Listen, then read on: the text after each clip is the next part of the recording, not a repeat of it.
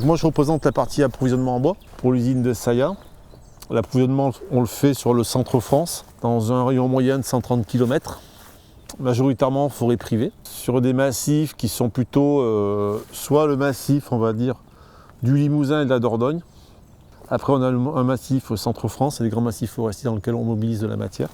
Les essences qu'on trouve dans cette région-là, c'est 3/4 feuillus, 1/4 résineux. Et ça correspond exactement à ce que l'usine consomme en fibres en fait, pour faire du papier. Voilà, l'usine serait implantée dans les Landes, on aurait des problèmes parce qu'en fait pour trouver 75% du feuillu, ça serait bien compliqué. Donc l'usine est vraiment très bien implantée dans son massif. Donc c'est essentiellement les essences qui poussent sont celles que l'on consomme. Voilà, les produits qu'on reçoit sur Saillat, il y a deux types de produits. Donc il y a des rondins, c'est des bois en forme de bûche qu'on a vu ce matin.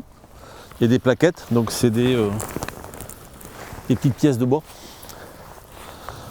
Donc la première chose qu'on fait avant de couper du bois en forêt, c'est de récolter tous les déchets de scierie. Donc on est là dans la première filière de recyclage, que quand les scieurs fabriquent des planches, c'est des sections rectangulaires, comme le bois est en rond, en fait ça vous fait des chutes. Et ces chutes-là, en fait, elles sont broyées en petits copeaux.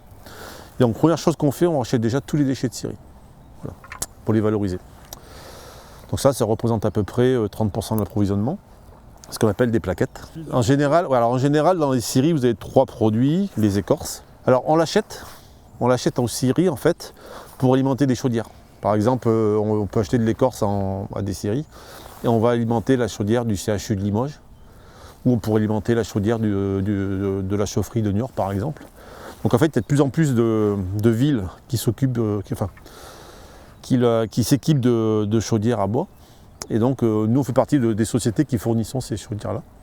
Donc, et on le fait à partir d'un mélange qui peut être des écorces et des copeaux de bois. Voilà. Donc au scieur, on leur achète les écorces, on achète la sciure, elle on la vend sur les sociétés qui fabriquent du panneau, et elle achète des plaquettes en fait qui permettent de faire du papier. Voilà. Donc ça c'est notre rôle d'acheteur en fait, où on est capable de valoriser tous les produits, tous les déchets des scieries. Et le deuxième produit qu'on utilise sur Saillat, c'est des rondins de bois, voilà, donc ils sont issus de forêts, donc de bois sur pied. Donc là il y a 2 types de forêts. Les forêts résineuses, donc c'est fait dans le cadre des éclaircies.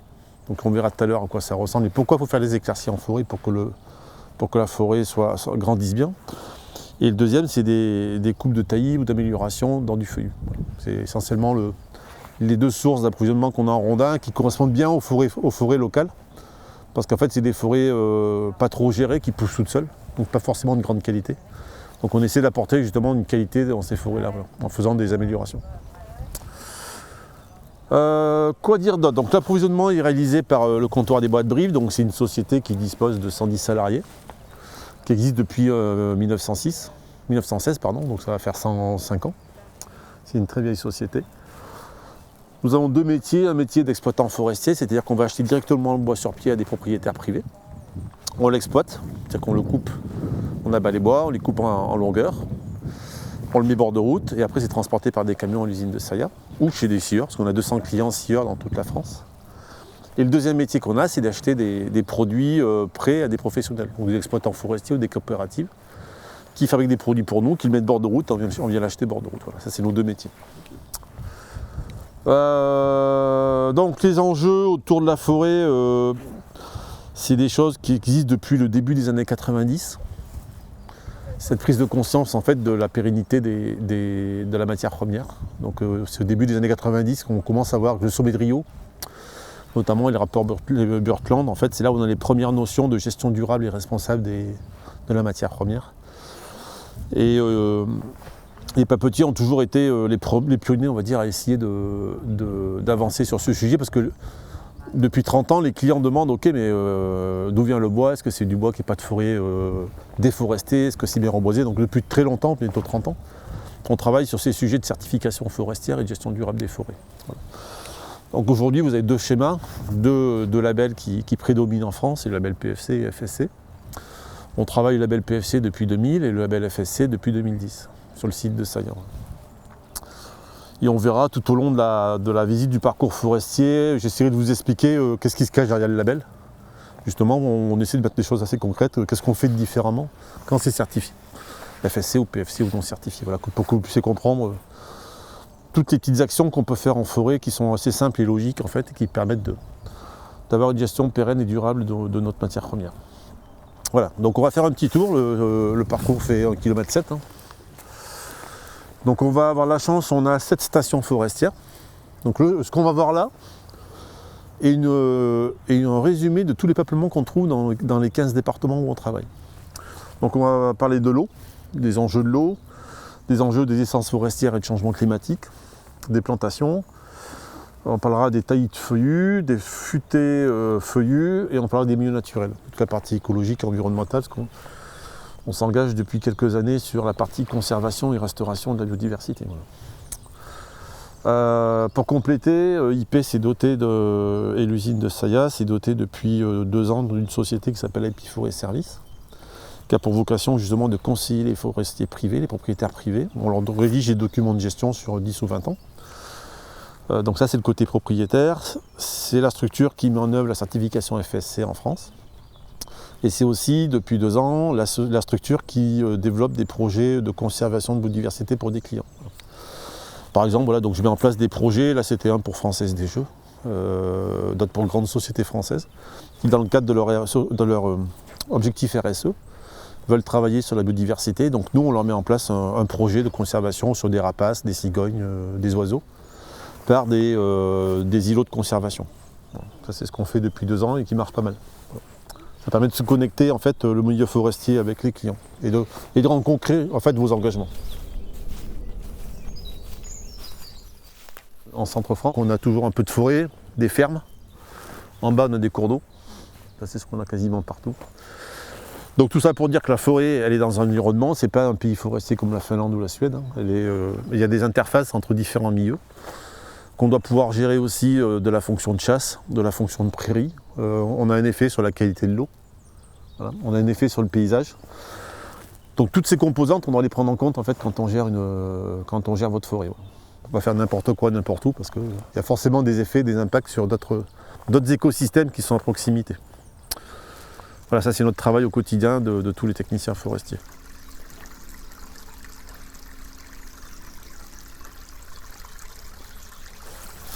Ok, donc là on est sur la première station, on va parler des enjeux autour de la forêt et de l'eau. Parce qu'en fait, en général, là où il y a de la forêt, il y a toujours des milieux humides, notamment en Centre-France en fait. C'est des régions assez vallonnées. Donc on a énormément de cours d'eau, on parle du plateau de Mille-Vaches, en fait, ça veut dire en patois 1000 vacasses. Les vacasses, c'est le cours d'eau. Donc c'est la région des 1000 cours d'eau en fait. Et donc partout où on travaille, quasiment, il y a toujours des petits cours d'eau comme ici, ou des plans d'eau. Et aujourd'hui, on ne peut pas faire de la gestion forestière ou de l'exploitation forestière sans prendre en compte les cours d'eau, parce que c'est déjà très grave si on pollue un cours d'eau et si on le dégrade. Donc en fait, on doit très tôt en fait, appréhender ces notions de cours d'eau, qui sont des barrières physiques en fait, et voir comment on doit gérer la gestion des forêts sans avoir à les traverser et sans avoir à provoquer un principe d'érosion qui fera qu'il y aura du sédiment et que ça peut colmater les cours d'eau et détruire des habitants. Donc dans les règles de certification, il y a des choses assez simples. Qui dit cours d'eau, autour de cours d'eau en fait, il y a ce qu'on appelle une zone tampon. C'est une zone de 10 mètres de large où on ne fait aucune activité. Voilà.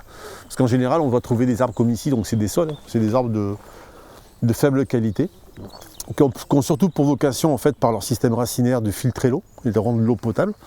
Donc en fait, on n'a aucun intérêt à venir là, parce que le sol est meuble, on va tout détruire. On va enlever des arbres qui ont une qualité écologique, et en plus des arbres qui n'ont pas de valeur. Donc ça n'a aucun sens de venir les couper. Donc en général, on va garder tout le temps une zone tampon de 10 ou 20 mètres autour du cours d'eau. En fait, pour que ça garde sa fonction d'une zone tampon en fait, par rapport à la qualité de l'eau. Deuxième point, c'est que l'ombrage des arbres assure en fait une stabilité de la température de l'eau. Si vous enlevez en fait les arbres du cours d'eau, on fait monter la température du cours d'eau et donc ça détruit les habitants. Bon. Ce qu'on va faire aussi, c'est que si jamais il y a des branches qui tombent dedans, on est censé les enlever, parce que les embâcles, c'est jamais très bon. Donc c'est des zones où on va assez peu, c'est des zones où il y a trouvé beaucoup d'espèces qui vont venir soit boire, soit habiter, comme des batraciens, comme des oiseaux, comme des poissons. Donc c'est un endroit propice à la biodiversité. Voilà, puis je vous dis d'un point de vue certification, donc enlever les arbres qui risquent de tomber. Si on vient en période sèche. Voilà. Contrôler la végétation autour des cours d'eau. Éliminer une partie de la strate arborée pour mettre en lumière. Donc là c'est ce qu'on a fait un peu. On a enlevé qu'en fait en mettant de la lumière dans une forêt, il y a beaucoup de régénération qui part du sol. Donc dès que les forêts sont fermées, il n'y a plus rien qui pousse. Donc là voilà, on a ramené un peu de lumière pour qu'il y ait une végétation qui redémarre. Puisqu'interdit, c'est exploiter en bordure de cours d'eau, laisser les branches et circuler avec des engins. Voilà. C'est pour cause de tassement. Alors ces arbres là, je ne sais pas si vous connaissez l'histoire, c'est des sols. Et en fait, on parle de ça pour le côté un peu médecine, les plantes médicinales, parce qu'en fait, donc à l'époque, Socrate se faisait des infusions à l'écorce de sol pour soigner ses maux de tête. Et donc c'était l'ancêtre de l'acide salicétique qui maintenant est chimique, mais à l'époque c'était végétal. Ouais. Il y a plein de produits et de médicaments qui arrivent des forêts. Et c'est là où c'est un peu inquiétant, parce que la perte de biodiversité qu'on constate sur la planète, en fait, va aussi sur la perte des plantes médicinales, et donc probablement dans le futur de la perte de certaines molécules qui sont nécessaires à l'homme. Et ça encore, on ne juge pas encore les effets de la perte de biodiversité. On commence à le voir avec la Covid. Maintenant qu'on ne peut pas mesurer que ça agissait sur la qualité de l'eau, que ça agissait sur la nourriture, la pollinisation, sur les médicaments. Et ça, bon, quand on va le découvrir, ça sera peut-être sûrement trop tard. Donc on a encore plein d'enjeux, de discours à porter auprès de nos sociétaires et de nos acteurs et de nos clients pour qu'on s'engage tous. Voilà. C'est notre mission. Vulgariser les enjeux et les solutions. Donc là c'est un exemple de choses qu'on peut faire au quotidien. Donc c'est un vieil arbre qui était là, qui a une trentaine d'années, qu'on appelle un arbre habitant en fait. Qui est mort à cause de son non-adaptation au sol ou au climat. Et en fait, on ne l'exploite pas, on ne le vend pas. On le laisse là enfin, en tant qu'arbre habitat. Donc il va devenir un arbre nichoir pour des espèces. Et donc les espèces vont pouvoir se développer ici. Et donc il est comme ça maintenant, on le laisse comme ça et puis il va pourrir, enfin il va ramener la matière au sol. Et ça sera un endroit pour développer un potentiel d'insectes ou d'oiseaux qui vont venir nicher ici. Voilà, ça c'est des choses qu'on fait pour la biodiversité qui sont toutes simples en fait, c'est de laisser une partie de bois mort au sol ou debout. Donc deuxième station d'arrêt, on va parler des essences forestières. Donc là on est dans une parcelle de chêne rouge d'Amérique, donc c'est une plantation, donc c'est une essence feuillue qui a été plantée à 93, donc qui va avoir maintenant 27 ans. C'est planté en fait une ligne tous les 4 mètres, un arbre tous les 2 mètres, et on passe à peu près tous les 15-20 ans faire des éclaircies. Parce qu'au départ, il y a une densité de 1400-1500 pieds. Et au fur et à mesure que les arbres grossissent, en fait, il y a une compétition en l'air pour attraper le soleil, et une compétition au sol pour les chercher à manger. Donc en fait, on doit éclaircir. C'est un peu comme les carottes, en fait, il faut éclaircir pour qu'elles grossissent. Les arbres, c'est pareil, donc on a enlevé 1 sur 4.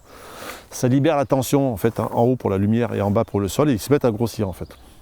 Et on repasse comme ça tous les 15 ans, on enlève un quart du peuplement, pour en fait faire grossir les arbres. Voilà, c'est le principe de l'éclaircie. Ici on parle essentiellement des notions d'essence, parce qu'on ne peut pas implanter toutes les essences n'importe où. Il n'y a pas de palmiers dans le nord-est de la France. Donc chaque essence a sa station forestière. Une station c'est lié à son climat, température, pluviométrie. C'est lié au relief, c'est lié à la géologie et au sol.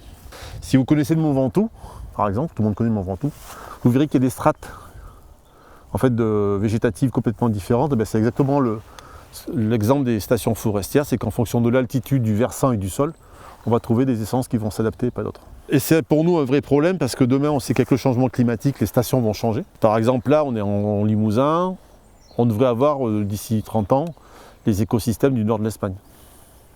Et les arbres qui sont là, on va les retrouver dans le nord-est de la France. Donc il y a une migration des espèces qui va avoir lieu dû au changement climatique.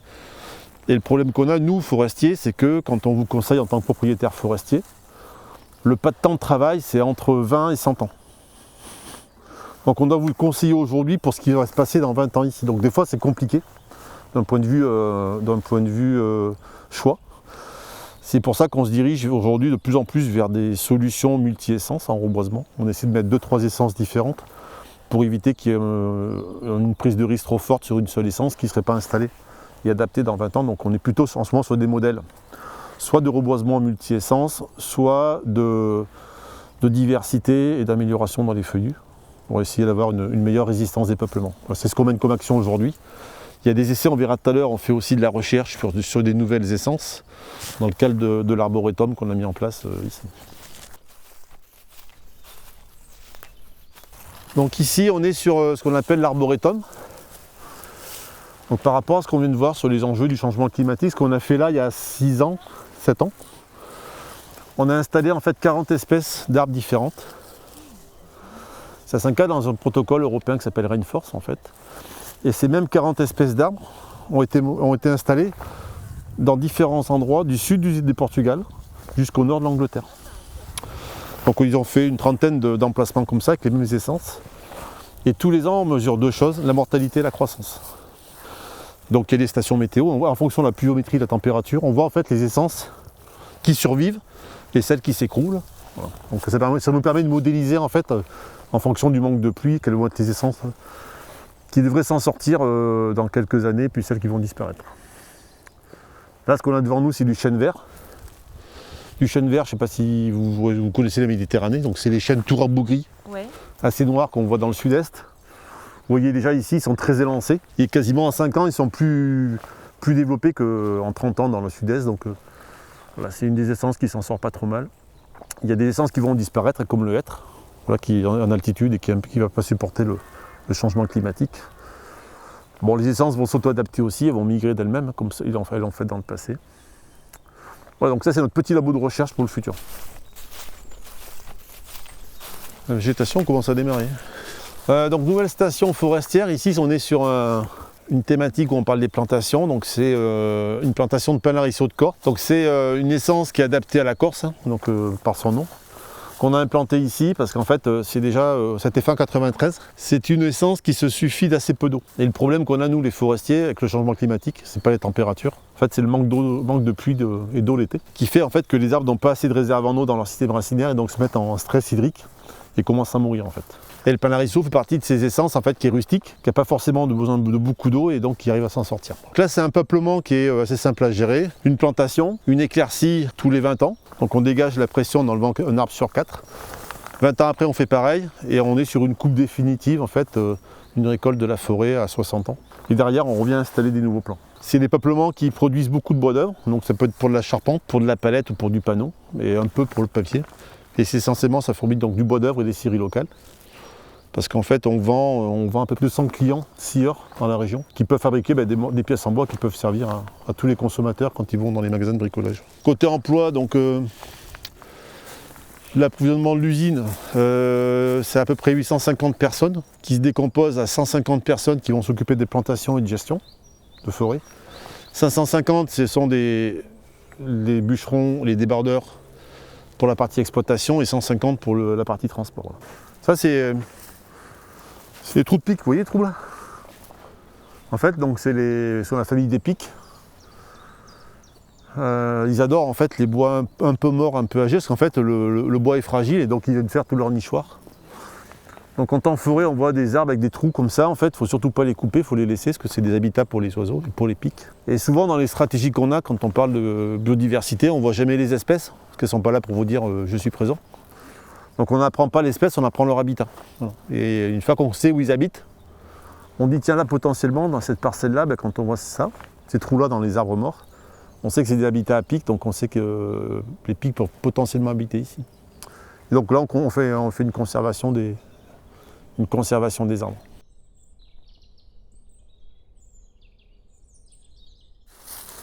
Donc ici on est dans un nouveau type de peuplement, une station forestière qu'on appelle les taillis de feuillus. C'est un peuplement assez typique du centre France où vous avez une souche en fait en CP et plusieurs arbres qui partent de la souche. C'est un principe assez ancestral parce que le principe vaut qu'on passe tous les 20 ans, on coupe et ça rejette tout seul en fait naturellement. Donc il repart plusieurs tiges en fait de la souche et on repart comme ça pour 20 ans. Ce qui peut se passer c'est que nos grands-pères, nos grands-parents faisaient ça depuis très longtemps.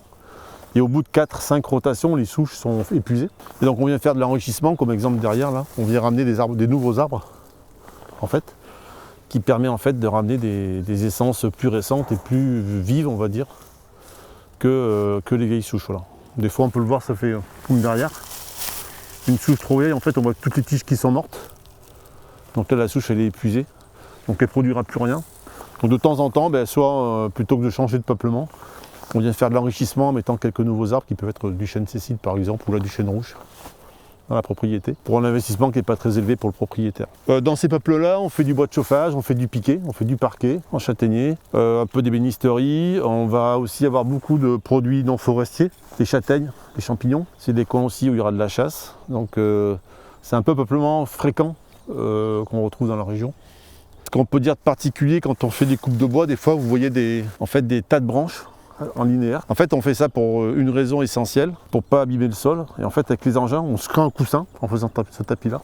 Avec les engins on roule dessus. Un, ça permet de ne pas impacter le sol. Et deux, ça permet de détruire et d'écraser les branches. Comme ça le retour au sol se fait plus vite de la matière. C'est le genre de petite stratégie qu'on a pour éviter les impacts au sol et puis pour favoriser le retour de la matière au sol. Donc vous voyez aussi pas mal de bois mort qu'on a laissé au sol, donc ça c'est, on ne doit pas extraire 100% du peuplement, on ne doit pas enlever les arbres en entier, on doit retourner au sol une partie de la matière. Donc ça se fait par la chute des feuilles mais essentiellement aussi par les petites branches. Donc nous toutes les branches en dessous 7 cm on les laisse en fait pour qu'il y ait un retour de toute la matière au sol, pour que le sol garde sa capacité de production, sinon on va les épuiser. Parce qu'en fait on gère IP Forêt, donc qui s'occupe de cette gestion de forêt.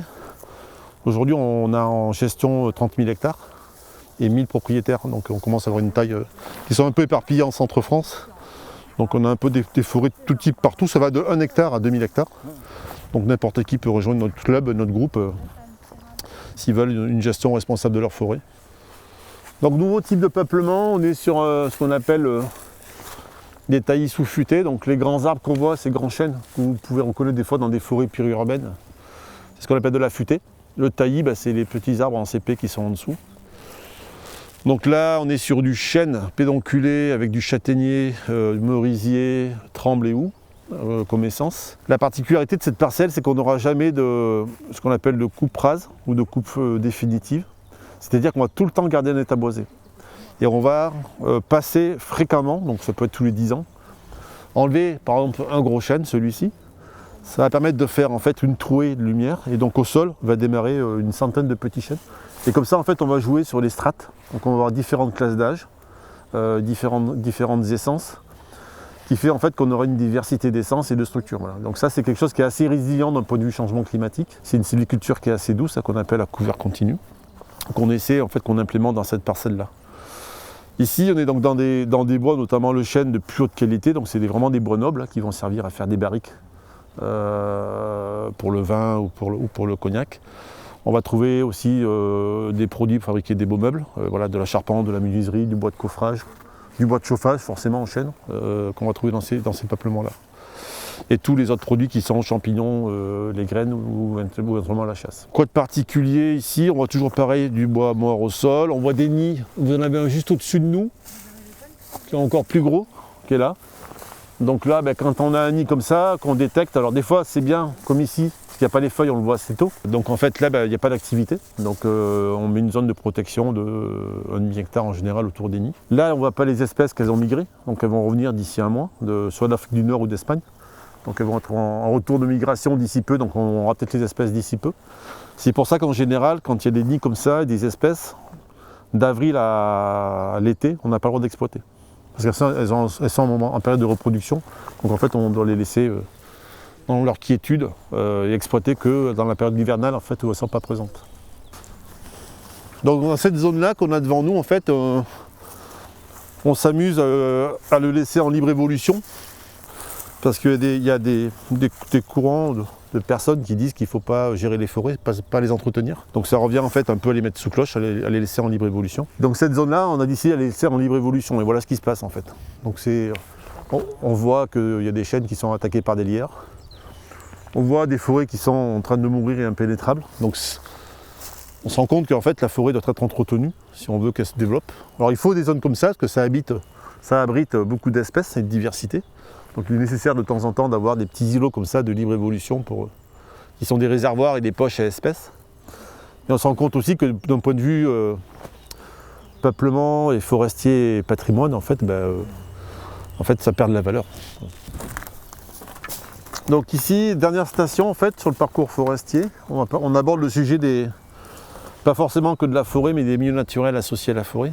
Parce qu'en fait, quand on gère de la forêt, on doit aussi gérer les milieux qui sont aux interfaces, donc ça peut être des prairies, prairies humides, ou comme là par exemple des pièces d'eau. Donc on aborde notamment tout le sujet des écosystèmes nécessaires à la biodiversité animale, dans lequel on doit, nos mesures de gestion sur la forêt peuvent influencer la survie de certaines espèces. Voilà. Donc là on est sur le cas d'un quelque chose qui est assez fréquent en Centre-France, donc il y a un étang, soit naturel, soit artificiel.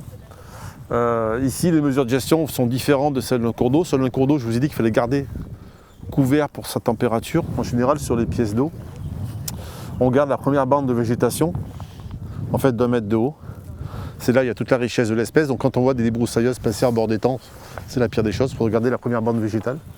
Et enlever les gros arbres en fait, qu'il y a autour, parce qu'en fait la tombée des feuilles dans le plan d'eau peut réduire sa production en oxygène, donc l'atrophier. Donc en général on voit quand il y a des pièces d'eau qui sont des réserves d'eau potable de grandes villes, on voit des programmes en fait, qui visent à enlever les arbres autour des pièces d'eau. Et donc ici on aborde aussi tout le côté espèces et écologie, donc là je vous expliquais ce qu'on a pu faire dans notre société. Quand on a commencé il y a 5 ans avec VVF, on a recensé les espèces. Dans notre zone il y en avait 2400. Et en fait, pour un technicien comme nous, c'est impossible à connaître 2400 espèces. Même les experts d'une espèce connaissent que la famille de l'espèce. Donc on leur a dit qu'est-ce qu'on peut faire pour arriver à détecter ces 2400 espèces. Et c'est là où on est rentré dans cette construction de boîte à outils assez simple. On n'est pas rentré par espèce mais par habitat. Et en fait, quand on regarde les habitats, il y en a très peu, il y en a une trentaine ou quarantaine d'habitats. Dès lors qu'on voit l'habitat, on sait que l'espèce est potentiellement là. C'est comme ça qu'on a raisonné. Et donc on a construit pas mal de documents et de fiches qu'on vulgarise auprès des propriétaires forestiers, auprès des intervenants en forêt pour qu'ils connaissent. Voilà, dès qu'ils voient un nid, après on apprend à avoir des réflexes sur quelles sont les bonnes pratiques. Et ça, voilà, on le fait en partenariat avec nos... Alors ça peut être VVF, mais ça peut être aussi des assos naturalistes tels que des assos qui sont au sein de France Nature Environnement, donc la LPO sur certains oiseaux. On travaille beaucoup avec les PNR, parcs naturels régionaux aussi, ou le conservatoire de l'espace naturel pour des programmes de restauration. Ouais. Donc ce qu'on vient de voir là, en fait, on le met, ces petits exemples que je vous expliquais de choses assez simples qu'on met en place sur le terrain. En fait, on le fait dans le cadre de l'approvisionnement SAIA, c'est ce qui permet d'avoir du bois certifié, donc PFC ou FSC. Donc voilà, c'est toutes ces petites choses qu'on fait au quotidien, qui sont assez simples quand on regarde, qui permet en fait de prendre en compte les enjeux de climat, les enjeux de mortalité d'essence, les enjeux de biodiversité ou d'espèces. Go, on remonte au châtaignier.